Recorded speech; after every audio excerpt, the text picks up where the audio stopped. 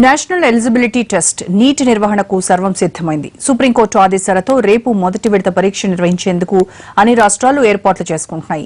Neat ను వాయిదా వేయాలంటూ విద్యార్థులు దాఖలు చేసిన పిటిషన్ను సుప్రీంకోర్టు కొట్టివేసింది. రేపటి ఎగ్జామ్ జరిగి తీరుతుందంటూ స్పష్టం చేసింది.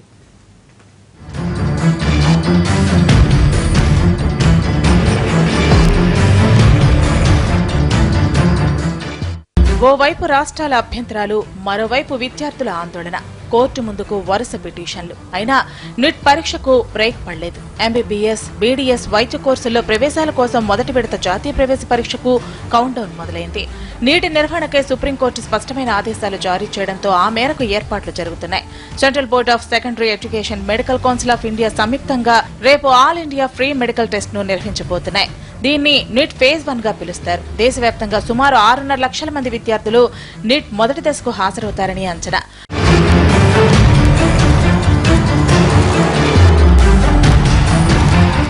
మరోవైపు నీట్ కు సిద్ధంగా లేవంటూ విద్యార్థులు సుప్రీంకోర్టును ఆశ్రయించినా ఫలితం లేకపోయింది.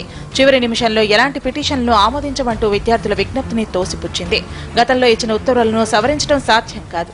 ఇప్పటికిప్పుడు పిటిషన్లు విచారించి ఉపయోగం లేదు. పరీక్ష జరిగేందుకు సహకరించండి అంటూ వ్యాఖ్యానించింది చీఫ్ జస్టిస్ తో కూడిన త్రిసభ్య ధర్మాసనం.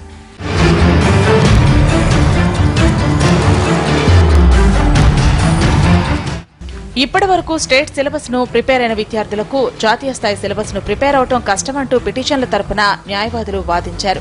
దీనిపై సుప్రీంకోర్టు అభ్యంతరం చెప్పింది. విద్యార్థులను చదువుకోకుండా ఎవరూ అడ్డుకోలేరని, సమయం వృధా చేసుకోకుండా నీట్ కు సిద్ధం కావాలని సూచించింది.